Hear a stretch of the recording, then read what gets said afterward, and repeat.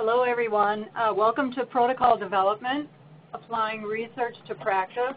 I'm Sharon Haas from the Sexual Violence Justice Institute, and as Laura mentioned, we also have Leah Lutz here as part of the presentation.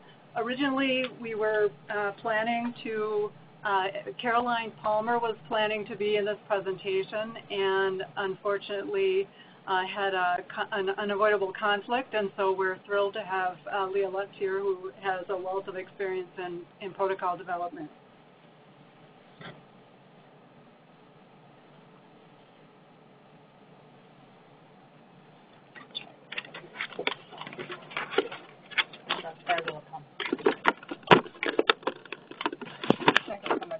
So I think we could get started.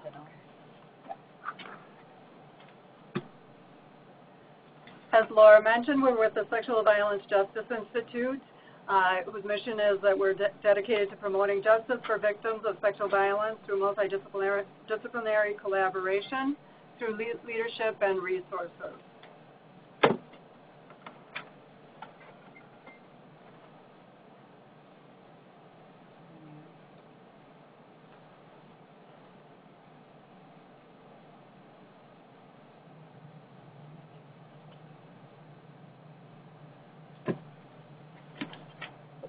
All right, well, we're so thrilled to have so many of you across the country here with us today.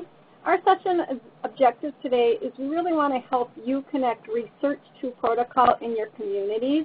We know you know a lot from research, so we're going to start by giving you kind of an overview.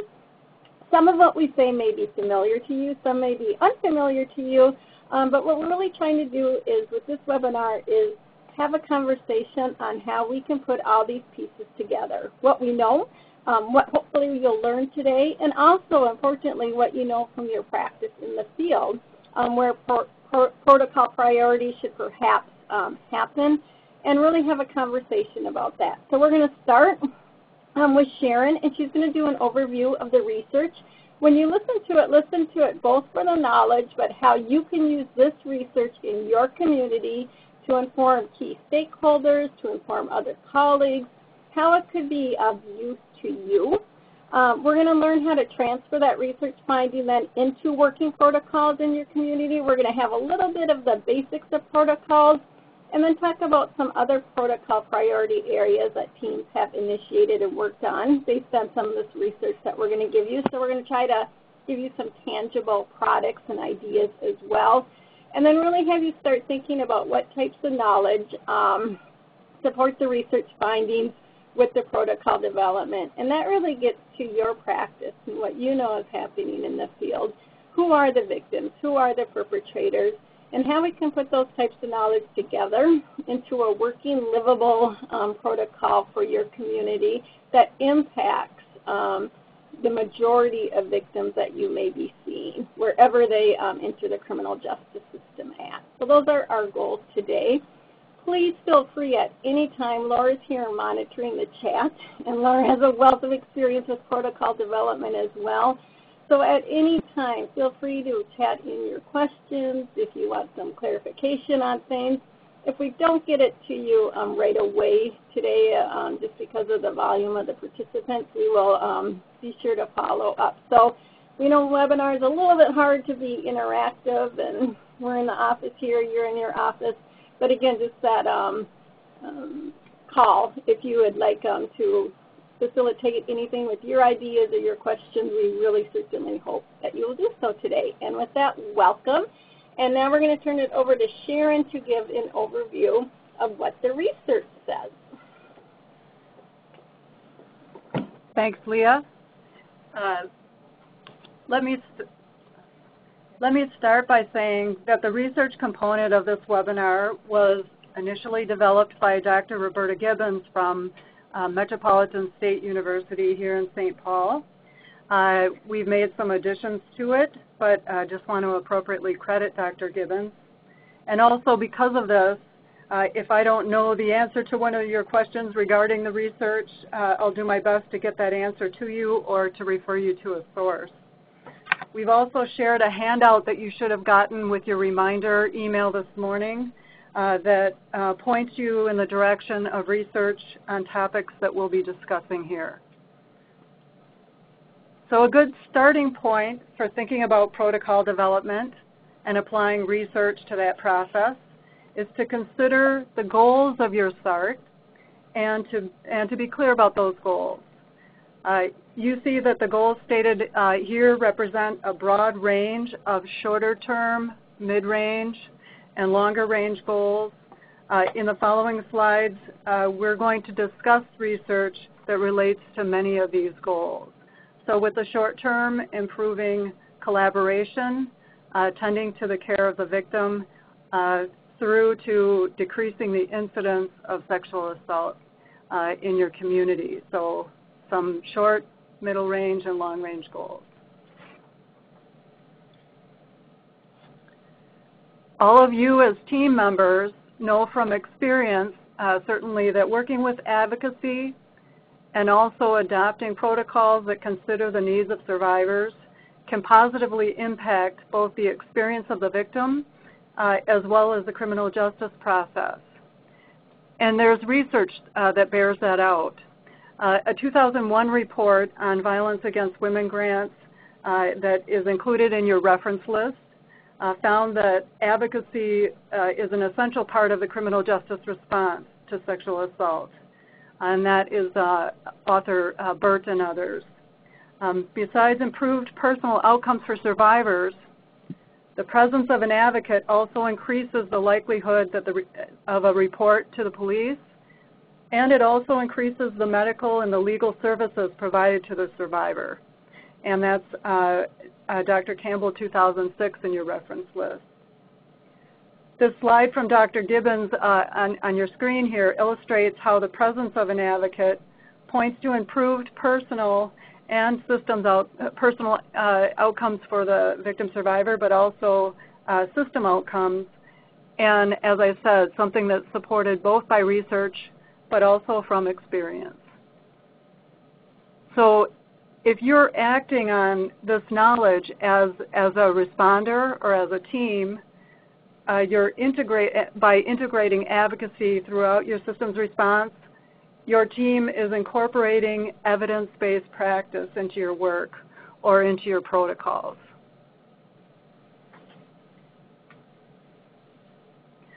So let's consider some sexual assault cases themselves.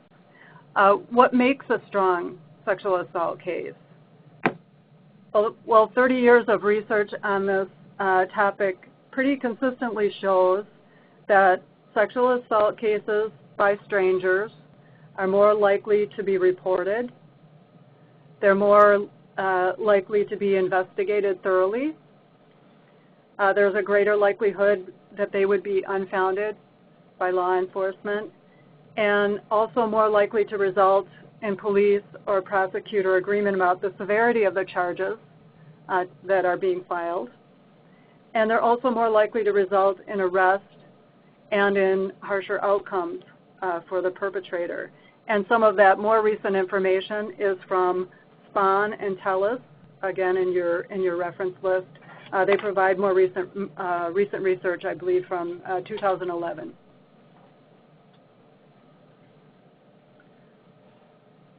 So what percentage of the cases, sexual assault cases in general, fit that strong case profile? Certainly not the majority, which I'm sure you know from experience. We all know, again, both from experience and also from research, that these types of cases make up probably the smallest portion of sexual assault incidents.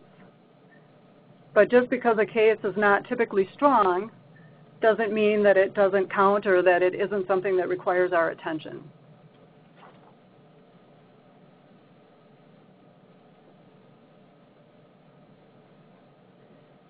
It simply means that we need to look a bit further into what our experience and also what research tells us about these types of cases and what we have to learn from that in order to improve some of our outcomes. In many of these so-called or so-considered weaker cases, victims have been using alcohol, they may be homeless, there may be mental illness, It might be that victim survivors have been prostituted. In a majority of these types of cases, survivors know their attacker. So what is best practice with regards to these kinds of circumstances? Research can certainly be an important resource for answering this question, because we know from research and from experience that the strong case profile is not as common. And one implication and it's certainly an implication for protocol, that the response focus on the sexual assault rather than on a less serious crime you see there in point number 1, when 2 crimes have been committed, such as alcohol consumption being a lesser crime. So next we're going to touch briefly on what studies say about some of these other points that are mentioned here in the slide.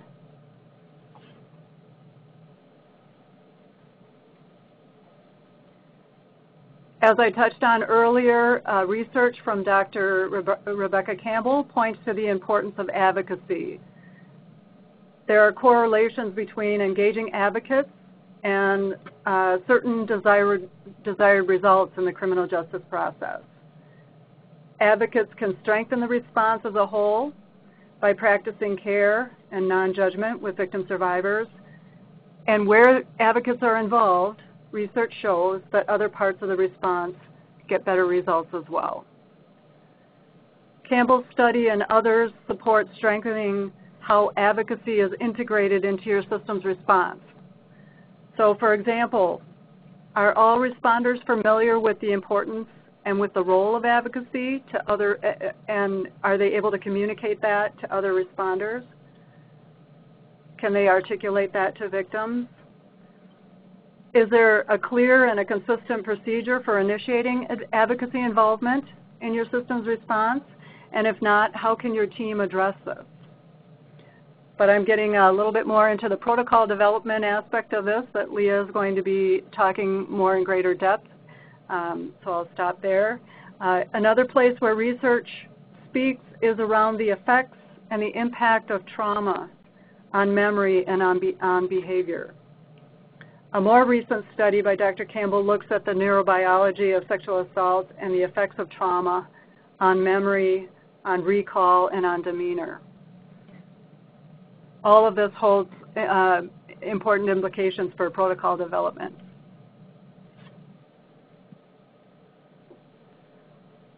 A report of policy implications from research from Burgess and colleagues points to the situations where advocacy is especially important.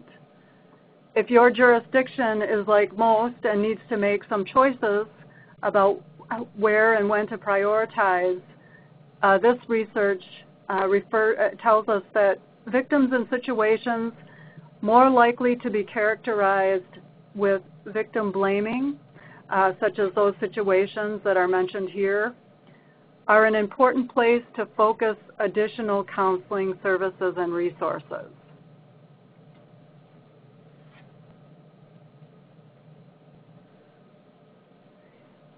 If we think back to the SART goals that were mentioned in the earlier slide about encouraging participation with the criminal justice system, findings from Campbell's 2006 study tell us that not only advocacy, but the involvement of SANES can increase the likelihood of victims having a more positive experience with reporting to law enforcement.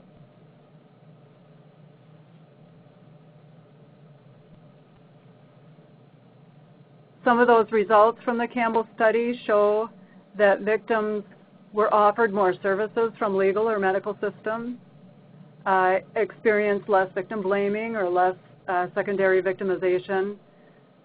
They also experienced less stress after leaving the emergency room.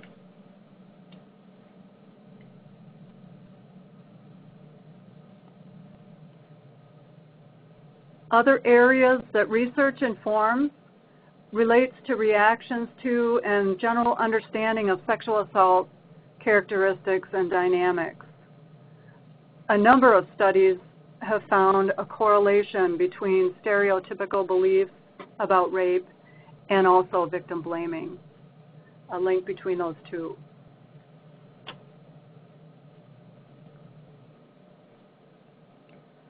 Most research on what factors influence the decision to arrest or to file charges or to prosecute find that in non-stranger cases, the strongest factors were extra-legal, or factors that weren't related to the legal process were determining factors. So that is, they were more related to characteristics of the victim, often, or also to the perpetrator, more related to those factors than to legal aspects of the case itself.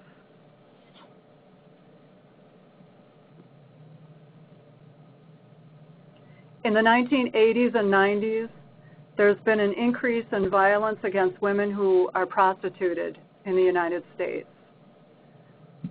Drug use is most often a coping strategy, and research shows us that most began using drugs or abusing alcohol after being prostituted than prior. And so it's useful to know that the relationship between many of these factors, such as child abuse, can lead to runaways, such as the relationship between increased vulnerability to prostitution as a runaway. And our system response can be informed by this information, including research studies such as these that help responders to develop a new understanding about these types of cases, about what's going on.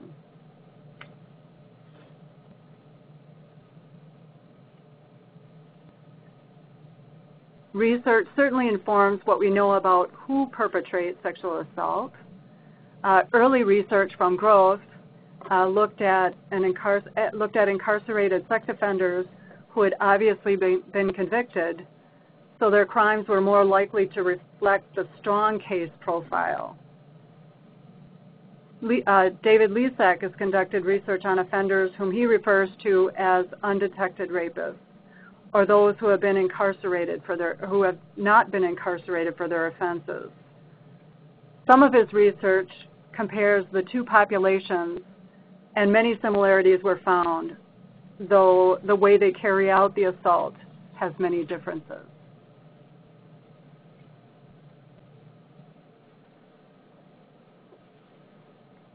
Here you see some of the similar and some of the different characteristics that were found in the research between incarcerated offenders and undetected rapists. One's identity as a man is tied to sexual conquest and hypermasculine persona, which is also a characteristic that's correlated with sexual assault perpetration. And you see some of the other aspects here as well: abuse as a child, how women are viewed in relationship to sexual assault. And then a difference that's identified is that with stranger rapists, research has found more of an anger towards mothers, with undetected rapists towards fathers.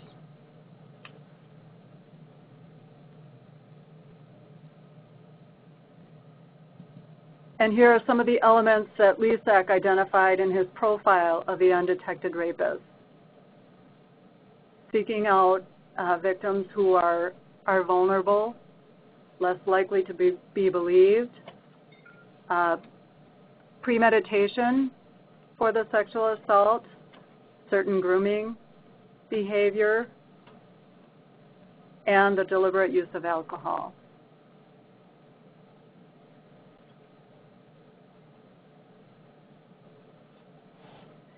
Keeping the undetected rapist profile in mind, when we see a sexual assault that involves intoxication, are we seeing a situation where lots of drinking has caused those involved to lose their inhibitions? Or is that perception masking what was actually a plan for sex and drink because it facilitates the likelihood of the occurrence and also of getting away with it? Even modest consumption of alcohol by a woman is seen as increasing her sexual availability. even if her behaviors are the same, whether there's alcohol involved or not. Studies show that intoxicated men are less likely to view rape as violent and to believe that women enjoyed it and to report a willingness to use force themselves.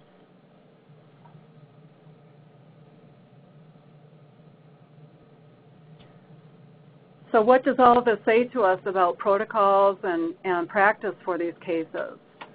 Some of the things are that research points to concentrating law enforcement attention on a most serious crime, again, when there are two crimes and when there's more than one crime involved.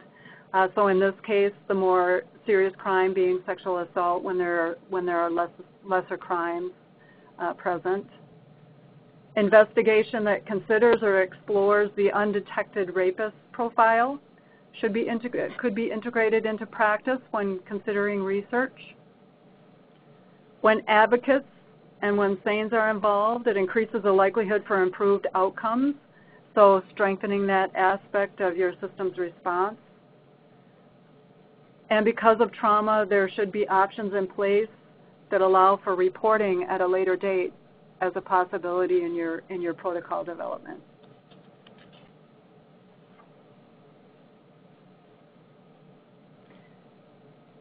In the end, we're all after improved outcomes for survivors of sexual assault, both personally and in relationship to justice outcomes, as presented here in Dr. Gibbons' slide.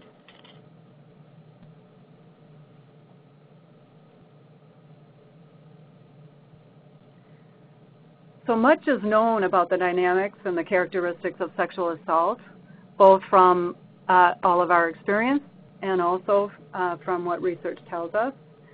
So for many of us, the information shared about what the research tells us isn't necessarily new. And yet our understanding of sexual assault has not yet been fully integrated into the way that our system addresses this issue.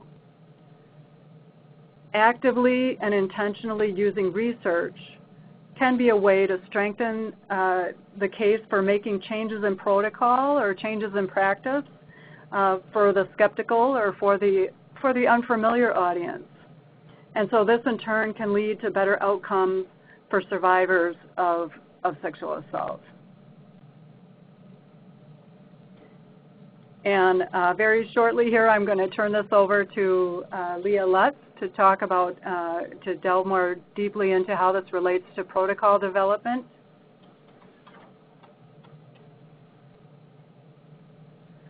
But first, we have a set of questions here. This is a set of questions that we've used in workshops when presenting this information to groups. And it's certainly a set of questions that you can use with your team or with your teams to start the conversation about integrating research into your protocol development. At this point, we can, if you want to take a look at these questions, and if you have questions or comments from the questions themselves, feel free to place those in the chat. Or if you have other questions about what's been presented so far, this is an opportunity to bring those questions forward.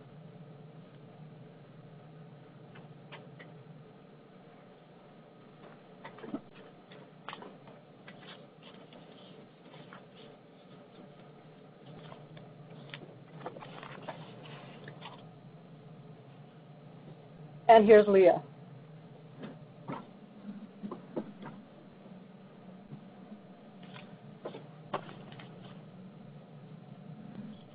All right, just did a little bit of a seat shifting there.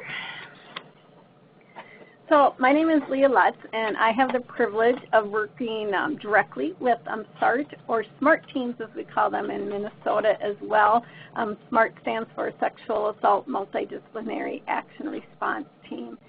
So what we're going to do here in this second portion of the webinar is start out by talking some specifics about protocol, and then talk about how the information that you just heard could translate into protocol development.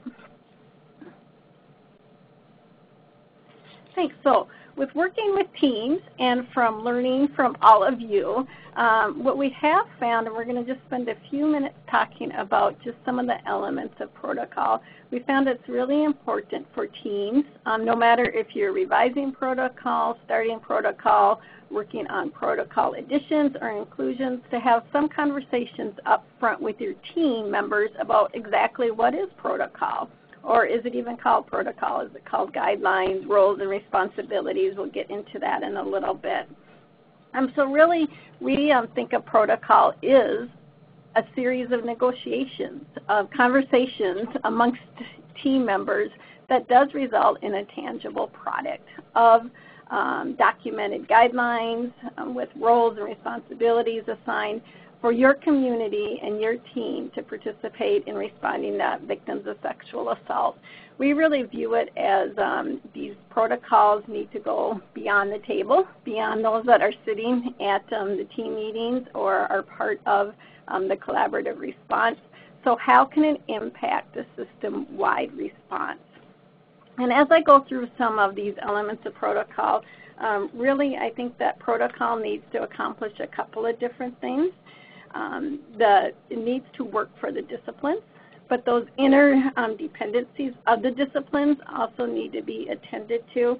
And it's also about improving those outcomes for the victims and for the criminal justice response. So I think protocol needs to work in a layered fashion and work for both those that are implementing it, but for the victims. And obviously our overall goal is to improve that criminal justice response and access to it.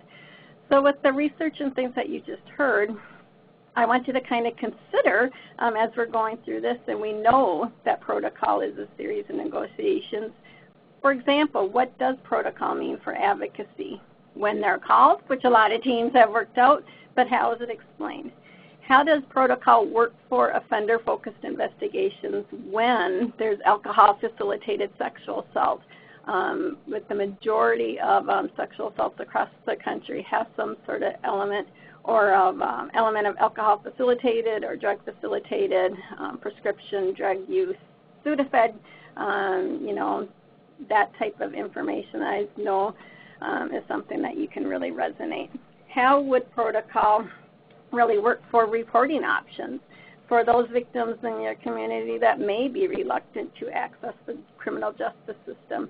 How could evidence still be preserved, but if they wanted to report at a later date, how could investigations still move forward?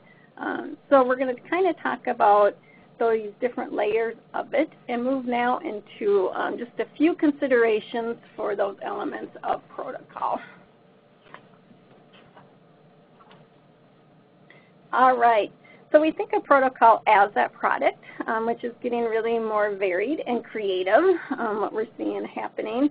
Those negotiations, once you have those negotiations, it does end up in some sort of agreement, and usually an agreement that does work well for the system and the victims, because hopefully those negotiations included what you know, included this research, included your will to improve things within your community.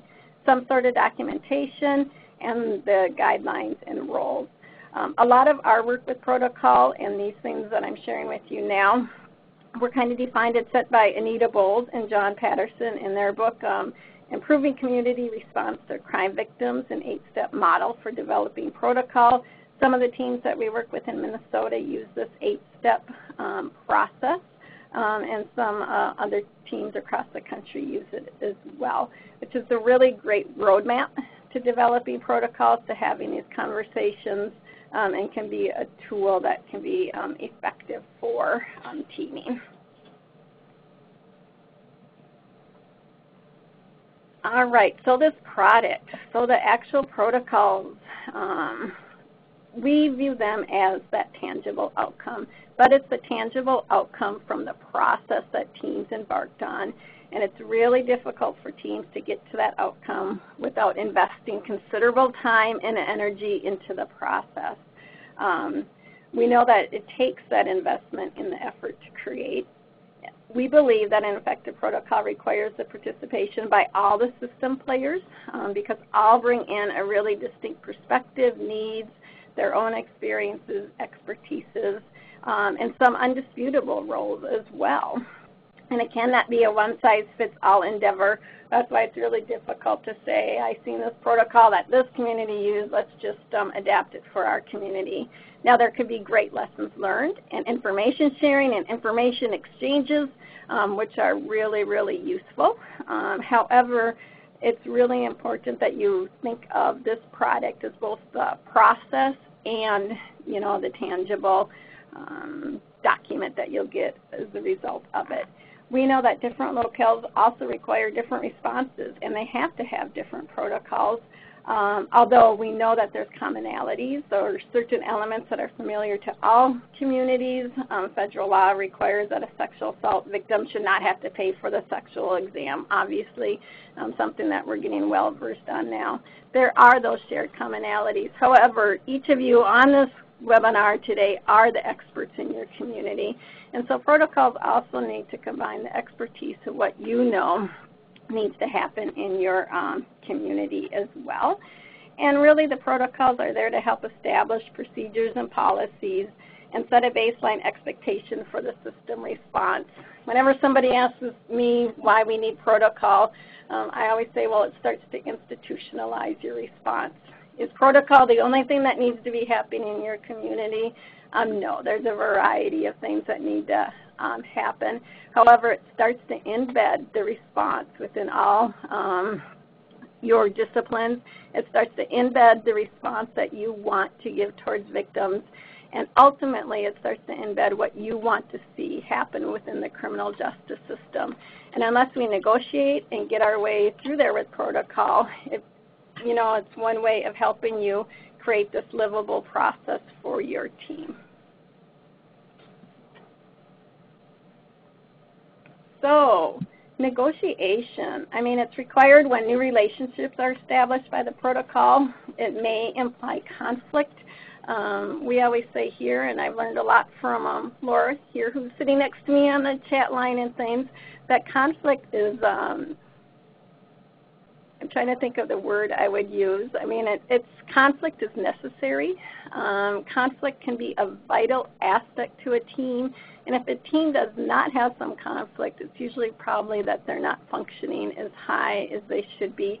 And it can be a great way to experience new learning, bring in new perspectives, and a great way to spark some different conversations. Now, it needs to be attended to, but I'd encourage you to think of that conflict in those terms when we're talking about negotiation here.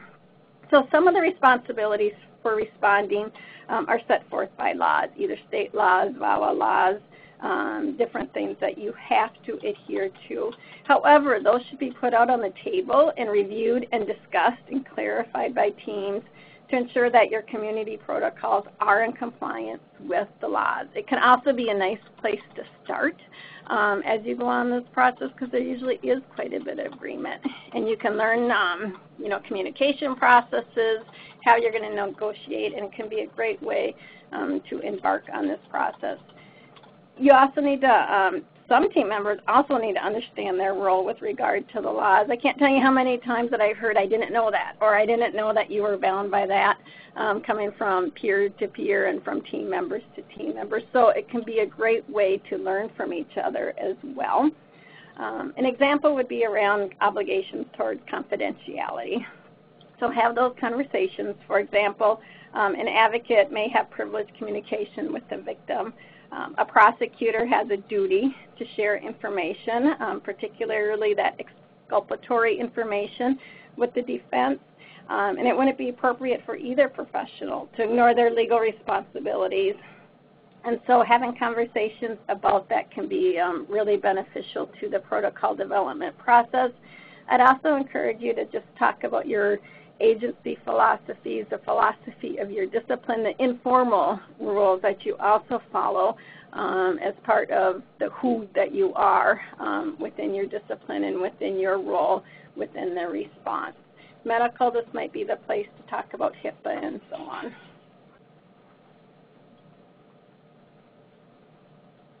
So we know negotiation is particularly important when responsibilities are less clear. So, for example, how to have success with that alcohol-facilitated sexual assault as a system, I think we're a little bit less clear on. However, I think by having some of these conversations based around the research and what is protocol, we can start making progress towards that goal. Consensus about the community needs helps to facilitate the negotiation and speeds up those agreements about how to address those needs by the team. So this is where you can choose also to pick the protocol priority areas that you know need to be attended to in your community, where the majority of your victims are coming from, and then use this research and use this process to support that on consensus of the need. And if you're just starting with protocol, you could even start with 3 protocol priority areas. That would be an example. Or if you have an existing document in place, you could start looking at the gaps and addressing it from that viewpoint as well. I think it's really important to try to achieve consensus whenever possible so that everyone on the team feels invested in the policy, that there are not of those simmering resentments. I think then the chances for success are really greatly improved. Sometimes consensus may be difficult to achieve. Then it's important that everyone who has a concern has that opportunity to be heard, and hopefully there'll be a way to continually embed those concerns while still moving towards that intended goal. If that's not possible, then it may be time to take a step back on that community need, and evaluate whether there's a different path to follow that will lead to agreement.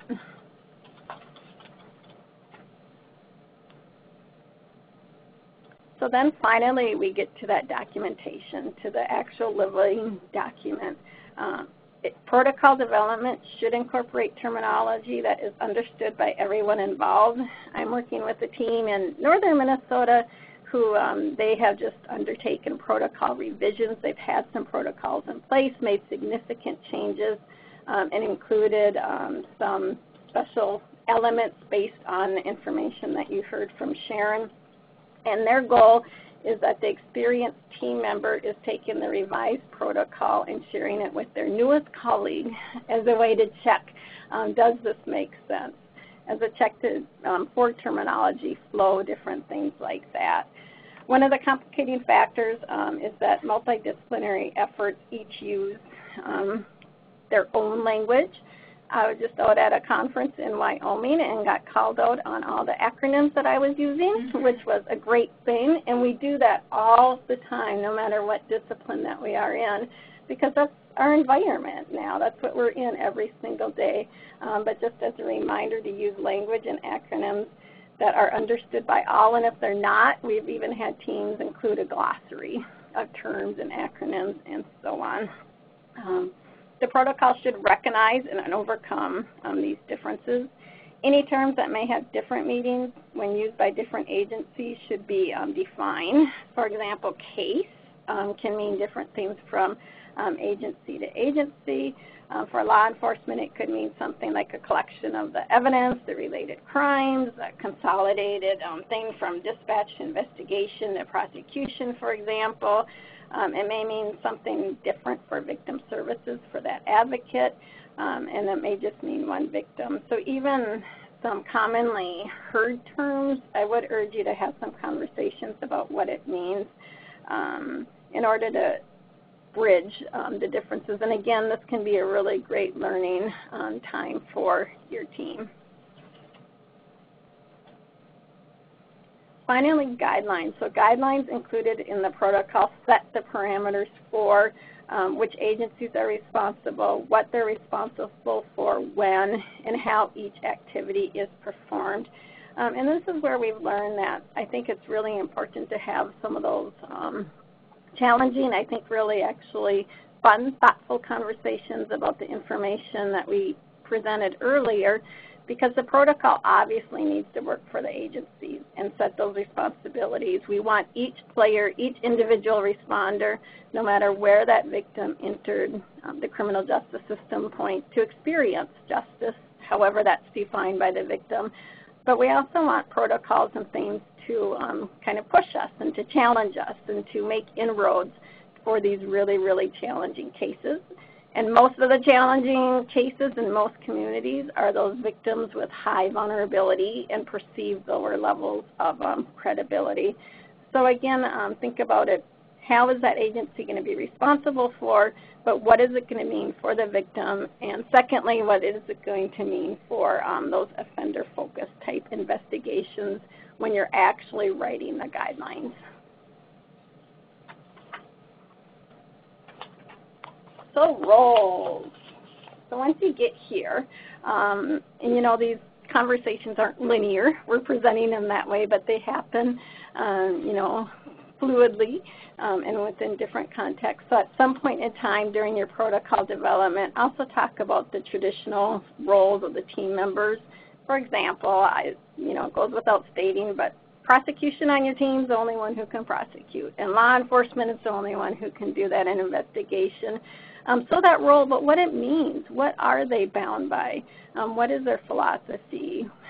Again, those laws or agency policies that they need to adhere to can be a really great way for team members to kind of check their own assumptions about roles and also help complete that picture.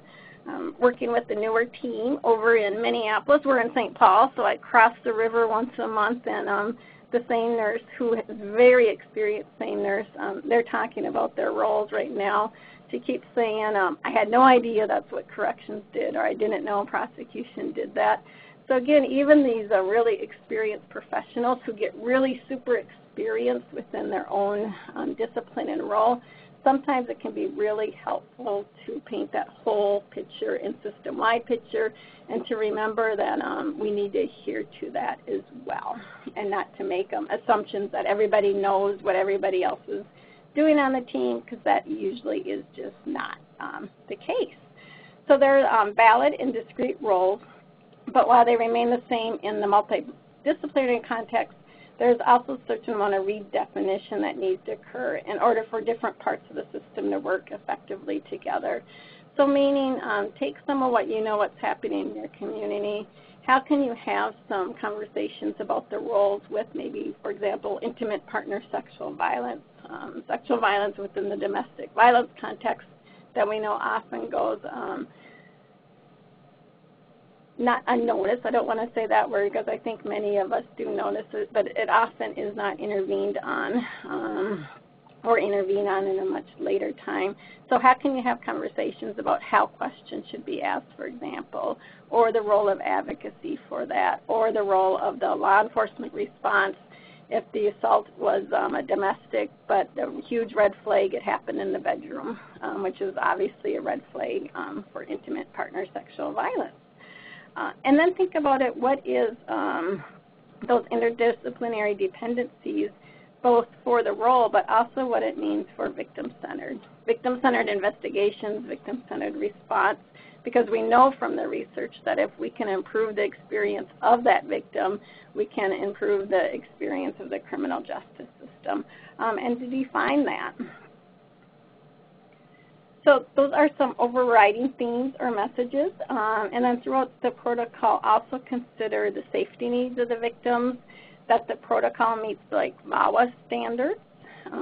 And I'm going to use my lessons learned and define VAWA here, the Violence Against Women Act and state statutes. Some of the things like language interpretation, other accommodations to provide the best services to the victim. Some teams, once they have initiated protocol, then may go in and define cultural competency, define victim-centered, or they may do that from the very beginning. Some of our teams have like core messages where they reassure the victim that sexual assault is never the victim's fault, so no matter what the entry point, all system responders are delivering core consistent messages. And then how to explain the process to the victim to the best of your ability so that victim can make informed choices as well regarding the protocol that your team spent so much time and energy creating.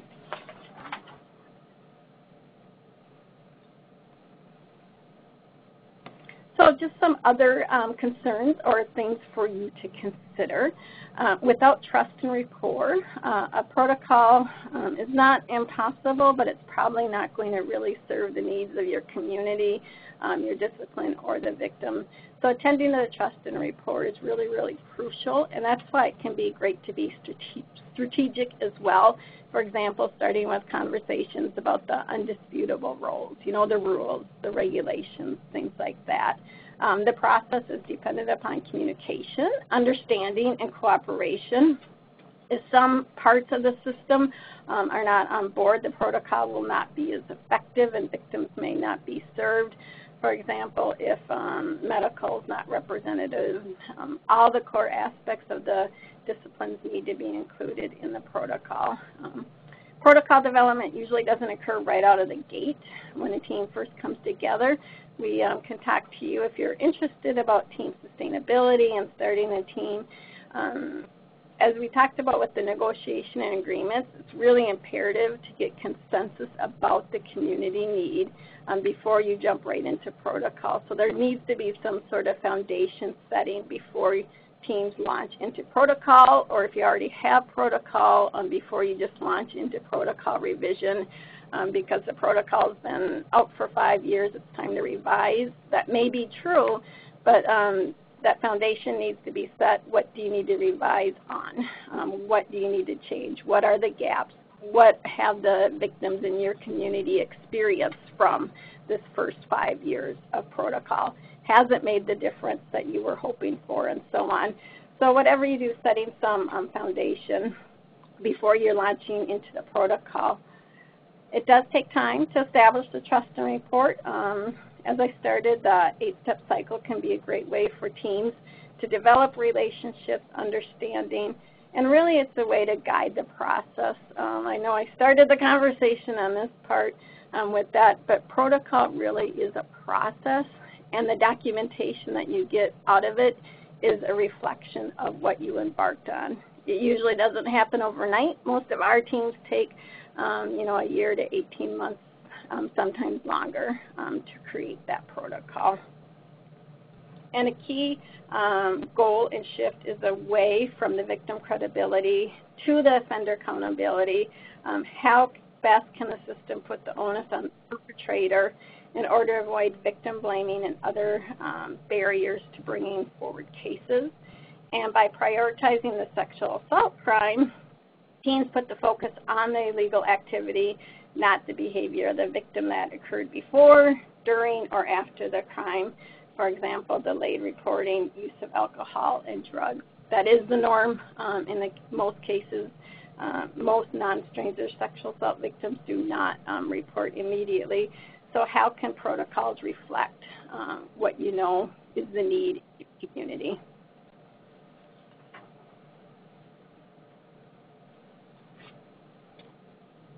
All right, so we're going to talk now about some of those key points, key elements that Sharon brought up, and give you some considerations for your community.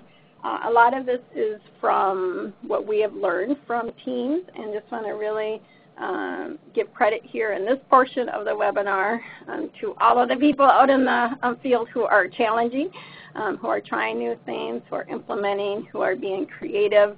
And we're going to be sharing lessons learned from those people who wanted to try some new things in order to, again, shift the focus away from the victim, be victim-centered, while also creating a response that hopefully would make a meaningful difference. So with this slide, advocacy. Advocacy is an essential participant in formulating a community response to violent crime. They're often the key entry point for victims, often before other parts of the system are engaged. Victim services agencies support a victim throughout the process. If there is a report, guiding the victim through all aspects of the criminal justice response. Often it is advocacy that can help engage a victim and explain what exactly is happening. An advocate may be more available at times than law enforcement or a prosecutor. And the advocate obviously has a different role from those other entities within the system, one of support and resource connecting. They are guides for the victim as she or he navigates the many complexities in the aftermath of a sexual assault. So one of the core messages and consistent themes that we have seen from advocacy is always engage advocacy. And one of the teams I worked with take this a step further and engage advocacy early and often, because sometimes we know that victims, survivors need to hear that message more than once, being in that crisis mode and things like that. So we know this. The research supports it. Many of just the working practices in the field support it, but what does that look like? So for example, protocols need to address when advocacy is dispatched. If there's a SANE exam or if you're in a community without a sexual assault nurse examiner program, what is the protocol for actually initiating advocacy services? Who explains it? And importantly, how is it explained? Is it explained that, oh yeah, we can call an advocate in, which we know that many victims would say no, because they don't want to bother another person. Oftentimes they feel responsible for a certain element of the assault. So is it explained as an advocate will be here shortly. If you would like the services of the advocate, they will be available to you. Obviously that victim survivor has the right to self-determination, but it's really important that teams have nuanced conversations as well, not just about the availability about an advocate, but how are all those interdependencies of advocacy going to be initiated and documented in your protocol.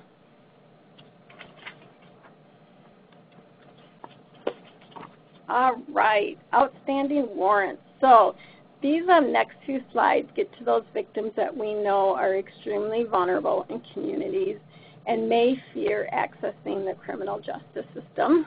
And from LESAC's research and other researchers, we also know that undetected rapists target the vulnerable victims. So some of our teams and we also support developing protocols that address some of these circumstances for victims that may result in a victim not initiating or engaging the criminal justice system. So addressing the victim concerns about reporting because of an outstanding warrant, or maybe they're afraid it's going to be turned into their PO officer, inquiring about existing warrants, and addresses the sexual assault as a priority, and for some of our teams, minimizing warrants unless for a serious crime. So to kind of summarize, some victims may fear because of this warrant that they should not report, that they may be arrested or they may be turned in, they may get in some sort of trouble, in their words. But the goal of a protocol addressing outstanding warrants recognizes that the priority by law enforcement should fall on the sexual assault, not on the victim's record.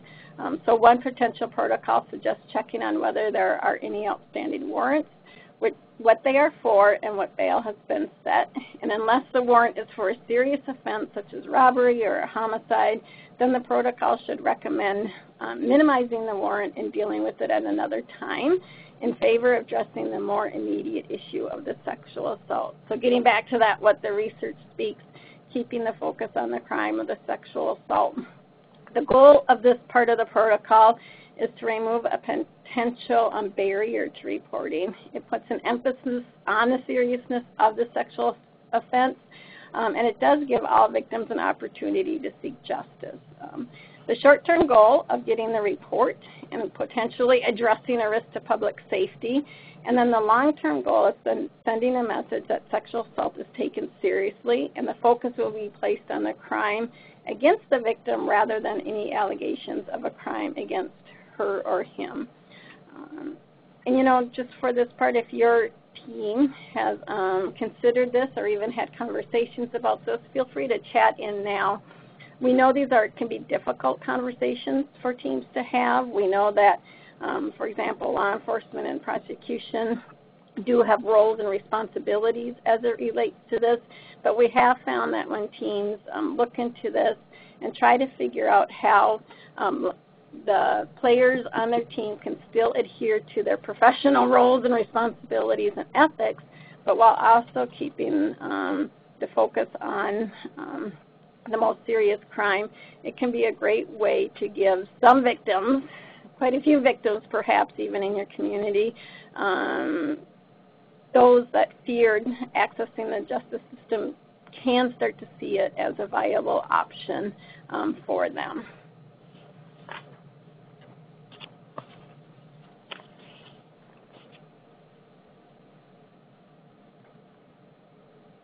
All right.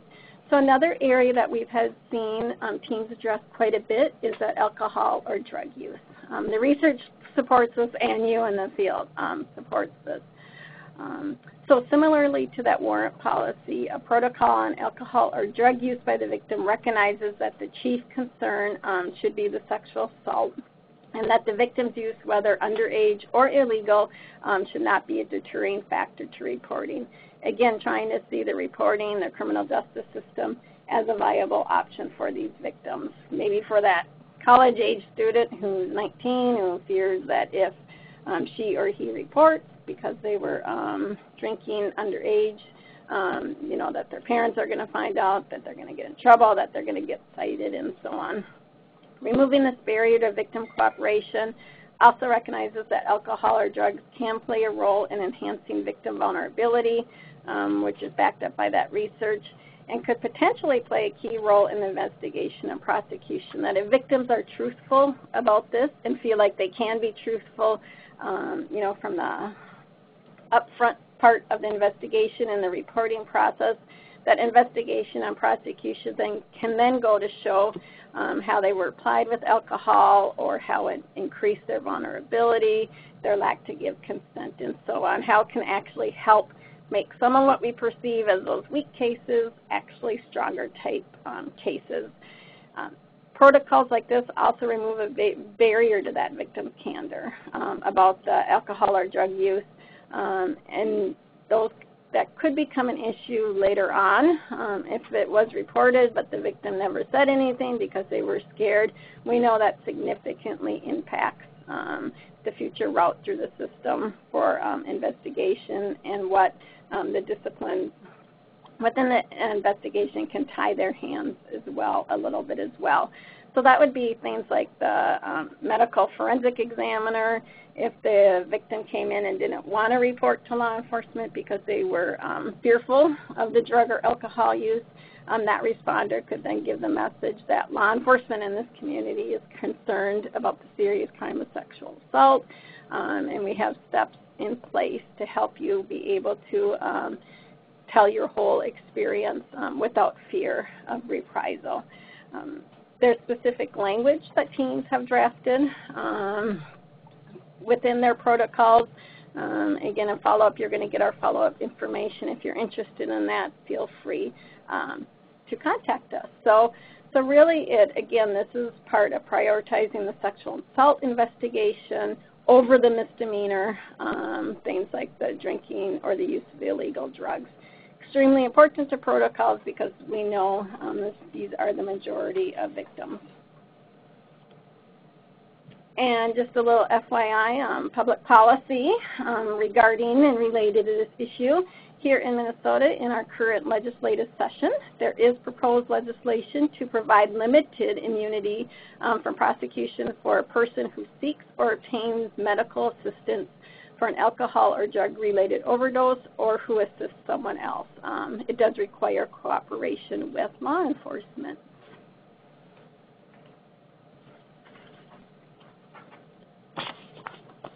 And another big issue, protocol priority area, are reporting options. Again, not every victim is ready to make that standard police report when she or he goes in for that evidentiary exam, or maybe just makes that initial call to advocacy, or perhaps even just discloses to a friend or family member.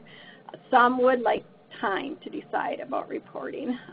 Some may be fearful of the process, some may be ambivalent, but they want to have that evidence collected just in case.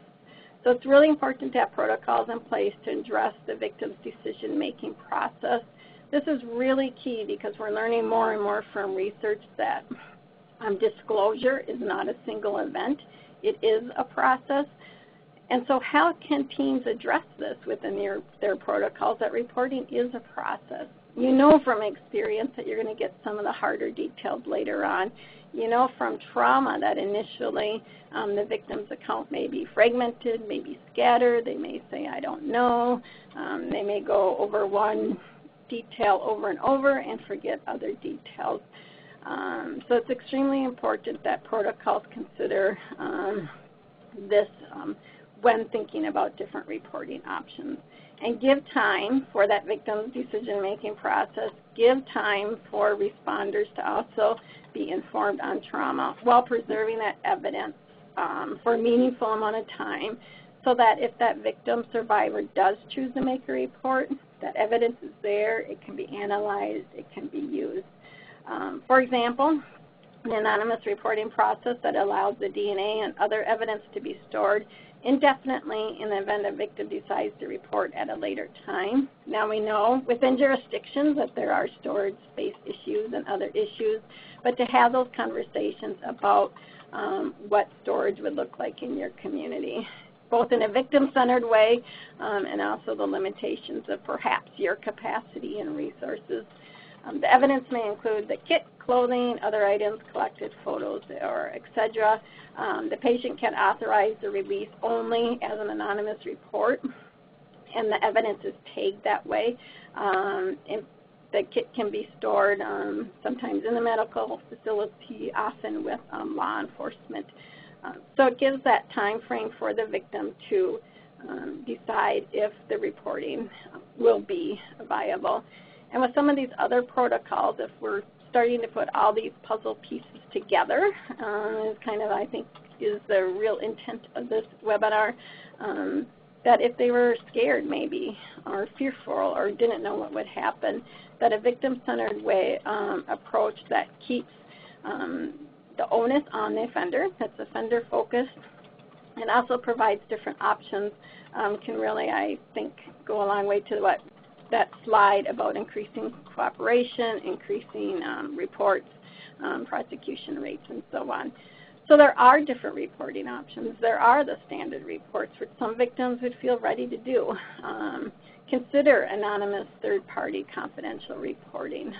So, for example, in the medical facility, would the medical record be placed on that kit instead of the victim's name?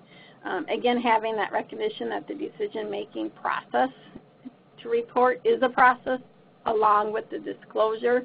Obviously, there's funding obligations to not require reporting with the receipt of the exam. And also making it okay to decide not to report, but what happens with that evidence destruction.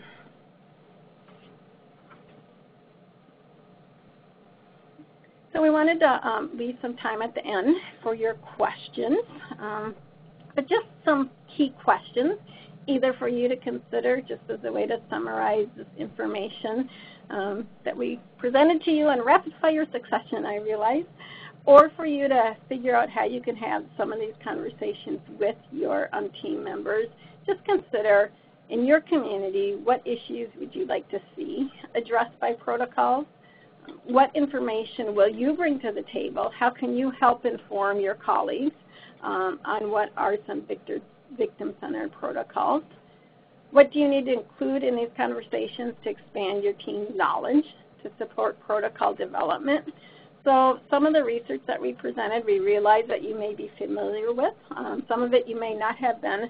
Our goal was to really get you thinking about, though, how can you use that research within the whole team context, within a whole system-wide context? How can that support protocol development? How can that support perhaps changes or policies that you want to influence in your community? And finally, what are some other steps we haven't discussed today that you need to take to enhance protocol development for your team? Do you need to find out some more information, or would you like to see some learning exchanges from communities equivalent in your size and geographic location and so on? There's all sorts of different ways, I think, that you can embark on to enhance the protocol development for your team, even just learning different things within your own discipline.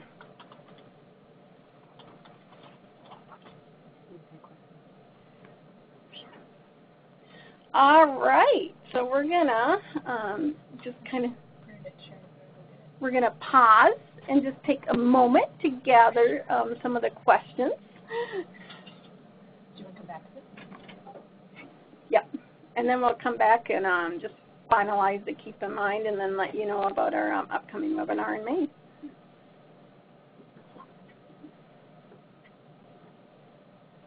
All right, so just give us just a minute here.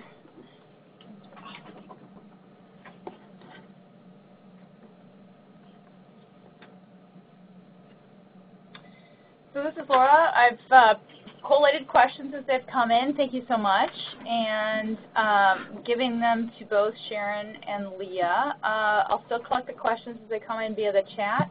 A couple other options would be if it's easier for you to speak your question rather than type it in, go ahead and raise your hand on the line, and we'll call on you, and then you can hit *7 and unmute your phone so you can ask your question. But otherwise, we'll get started here with some of the questions that have come in so far. Thanks so much. All right. Well, this is Sharon. One of the questions that's been posed is, what percentage of cases fall into the strong case category that was talked about previously? And that's a difficult question to answer with some precision, just because when you if you remember back to things that were referred to as strong cases, there were a number of different factors that were considered more easily or more likely prosecutable cases. But we can certainly say that in the case of cases where the perpetrator was a stranger to the victim, I've seen in jurisdictions anywhere from 5 to 20% being stranger assaults, with that 20% being on the high end of things. But then when you start to add some of the other characteristics, it's going to vary some. But we can certainly say that that combination of characteristics together that we described as a strong case is in the minority, certainly.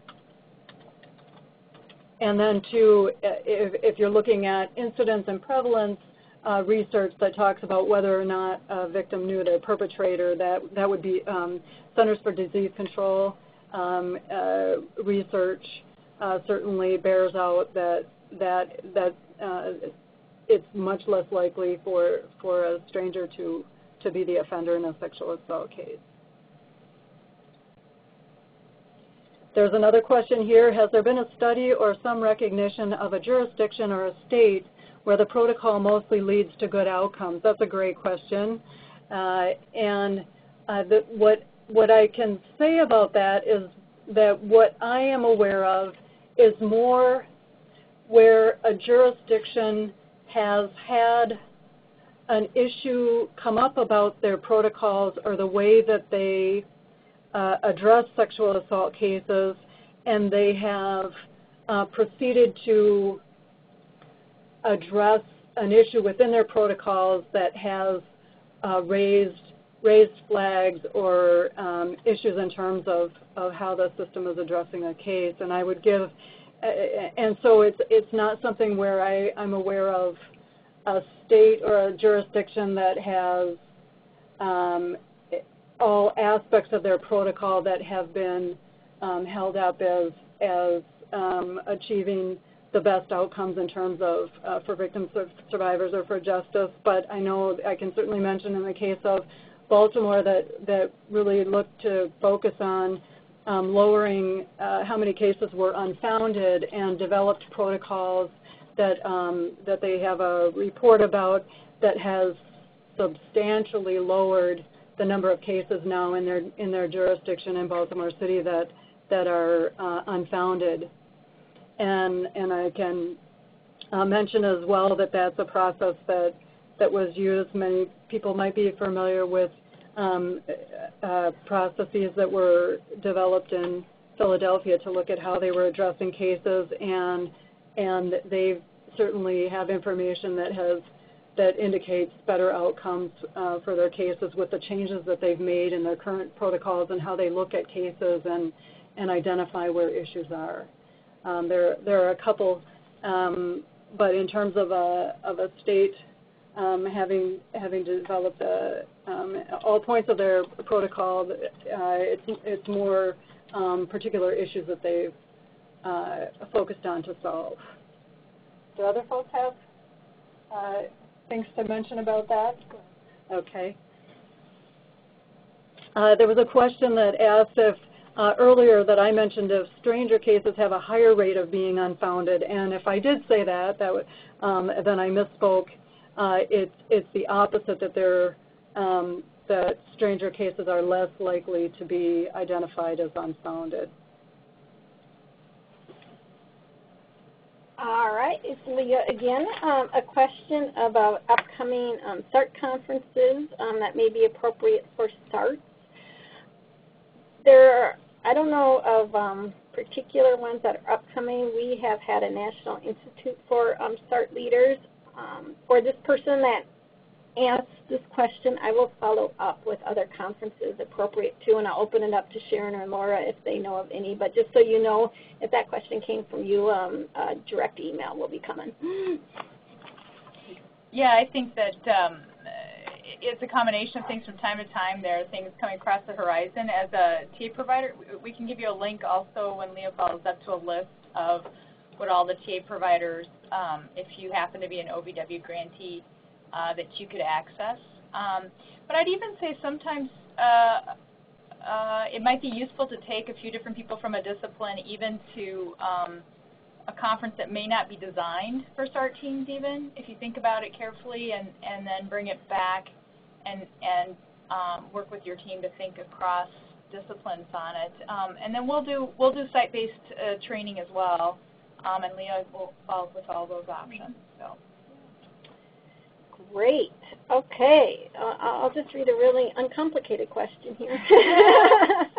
So a team, a jurisdiction that has had some conversations about some of these policies, about warrants, underage alcohol use, not citing, and so on, and are having some challenges and some conversations that some fear that if it's advertised to the community that people may cry rape as an excuse to get out of their crime.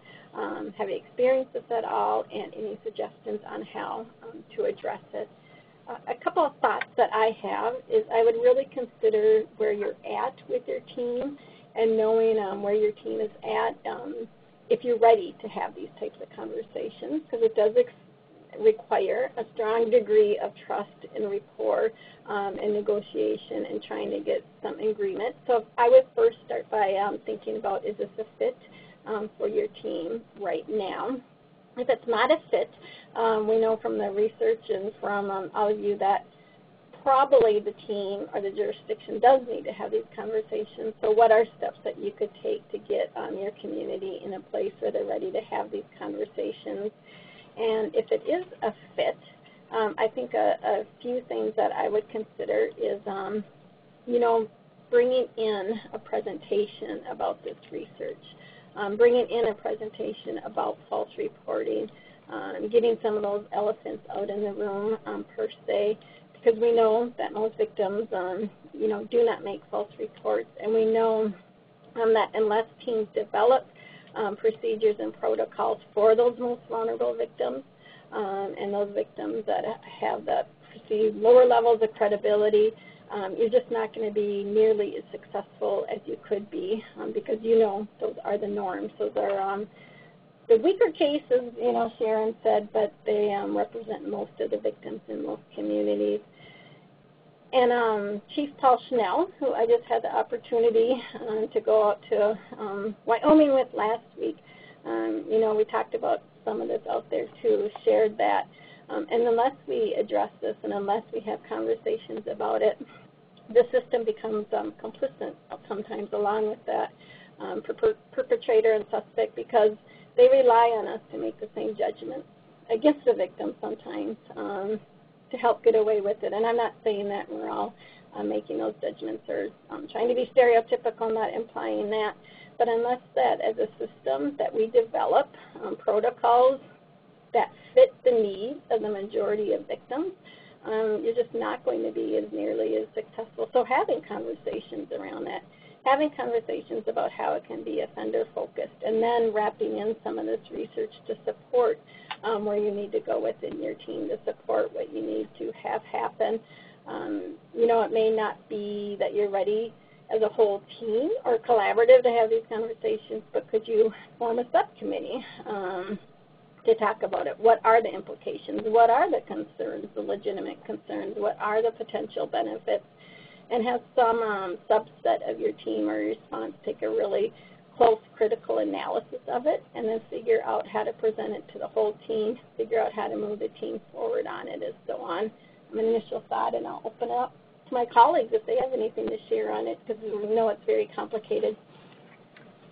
Yeah, I think we have some other questions. We'll move on. I think that's a good summary, Leah, really good. I think part of what I heard in the question is kind of, does a team then advertise to the larger community, you know, hey, we're not really that concerned about these other issues if you're sexually assaulted, or to the public. And I agree with Leah, those are conversations you just have, and maybe specific to the demographics. If there's a college and university in your community, or other sort of sub-community where the underreporting is pretty vast, and that knowledge out in the community might be really helpful, I think it's worth a conversation, and even framing it in terms of the data and the research, recognizing that decisions are made on a case-by-case basis, but that's generally, I worked in a jurisdiction where, you know, when law enforcement presented, they said that's what we're concerned about is the sexual assault.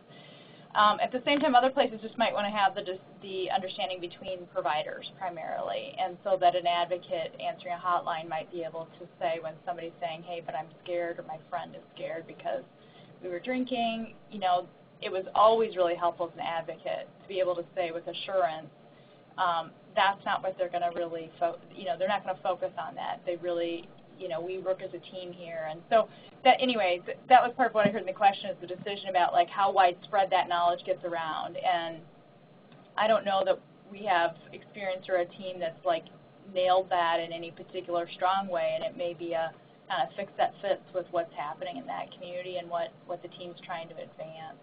But we'd love to hear back. Yeah. Yeah. All right, another question on sample protocol. When the suspect is a law enforcement officer or a family member of a law enforcement officer, I am not aware of sample protocols for that within the sexual assault context. I am aware that there's been work on that within the domestic violence, but can't speak to the domestic violence protocols right now at this point in time. Well, and Gretchen, who put that question in, we had a little more exchange, and she said that they're working on something, maybe not ready to have a sample yet. So I promised we'd put it out to everybody. We've got almost 100 people on the webinar. If you have a sample protocol, or you are a jurisdiction that's worked on that, please let us know. Put it in the chat so we can follow up with you, or follow up via email, and we can get that out to other people as well.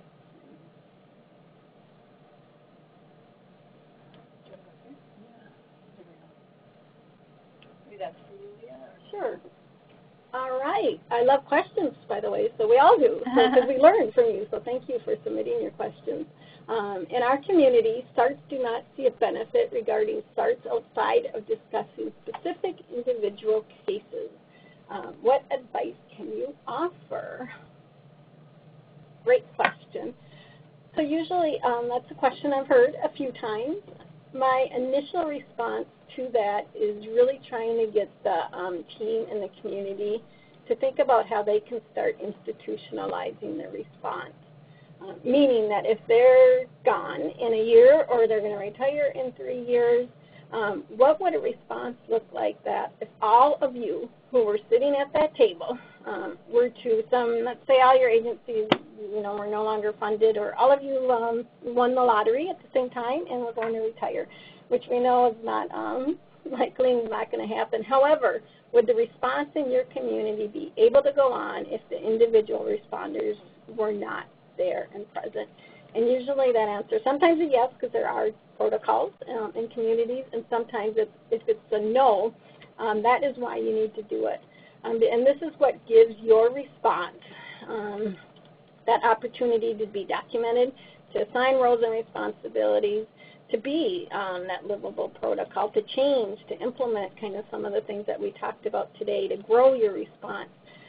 For that new colleague, that new law enforcement who may be on patrol, the opportunity to understand what this community's expectation is around sexual assault and, just as importantly, what the expectation is around that person's discipline, roles, and responsibility, and so on. For individual cases and discussing that too, I often talk about in frames of you certainly can impact that individual life of that survivor, that victim, by carefully reviewing that case. However, how are you going to use that to evaluate the response in your community, to assess gaps, to assess what's working within the system or not, and then to get that back into protocol? So I usually start by having those types of conversations, and doing so knowing that there's different readiness, different areas where teams are at in terms of going past and thinking more of the system-wide embedding protocols, that you can start by identifying your protocol priority areas. You can start by identifying your community need, and then start to really embed that within the system-wide expectation and response. So that if all of you did win the lottery, there could be 7, 8, 9, 15 new people sitting at that table, and they would at least know the baseline, and maybe then they would bring in additional expertise, additional ideas, additional creativity, innovation to continue to expand upon the work that's already been started. Here's another question. Leah, you might have some ideas for this one as well. How can we get the area hospital to participate on a regular basis? For that one, again, I usually start with things like communication is too important to leave to chance, meaning how can you communicate with that area hospital so that they understand their direct role within the team, within your response, so that they understand what their discipline is contributing, obviously the forensic and medical component, but what are they contributing to the team? And with that, build in communication linkages. Have leadership meetings where you're apprising agency leadership of the progress of the team, of the protocol priority areas, of what they need to commit to. It could be, having some memorandums of understanding or agreement signed if it was formalized in that part. Presenting the research, the important link of saying to the forensic examiner within this whole puzzles that you're trying to put together. Without that component, there's going to be a key link to having conversations about their concerns, to participating. Meaningful, authentic conversations I always think are just so crucial, but really structuring the process so that those can happen. And knowing, I think, that if you embed all these different elements within your team, participation may not happen overnight, but I have seen that adhering to the team process by these different mechanisms that I explained, gradually it seems like it all comes together, and a strong team then puts peer support and pressure and expectations on one another too. So it's not always the SART leader going to that hospital. It can be the SART leadership and the prosecutor and the law enforcement key player on saying, we really need you here, so that it really becomes a whole team issue to solve, and the onus is not just on one agency or one person. And I think we have time for probably one more question or wrap up, and then we'll wrap up the webinar.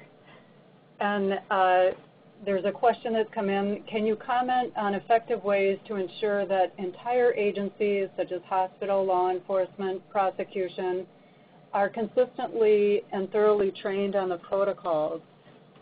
And I can say that where I have seen that happen best, certainly the team is very involved and engaged in the planning and the execution of the training, but also the leadership from each of the different disciplines is also engaged or behind or supportive of that process. So in that case, it might be something that is is communicated by leadership. In other instances, it's something where there's a plan in place with what frequency that kind of training is going to happen. And also there's follow-up in terms of once training has taken place, there's some follow-up as to the response from responders, what they learned, and checking back on that with future trainings about how that's changing, or if there's what the base of knowledge looks like, and how that's different as new responders come on. Anyone else? Okay. So we're going to move to a couple of announcements here now. And just as a reminder to keep in mind, to take away with you, applying research to protocol development is a powerful way to support and to shape a story about the needs of victims in the communities you serve. It can help convince skeptical team members and other stakeholders, and it's particularly useful I would like to say more challenging cases or differently challenging cases, and don't want to walk away with giving the impression of stronger or weaker, the other side, the weaker case, but it just offers different challenges to our criminal justice response.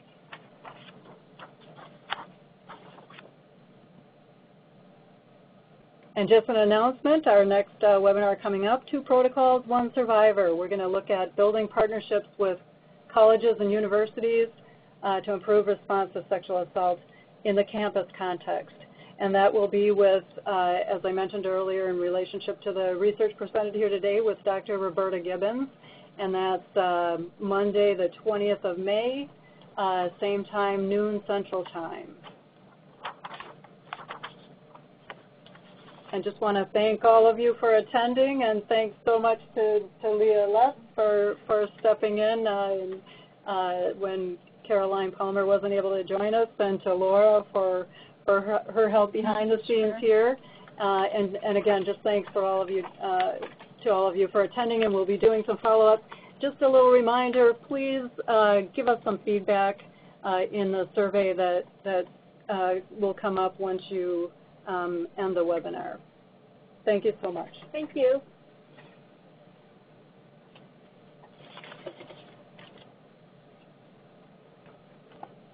Thank you.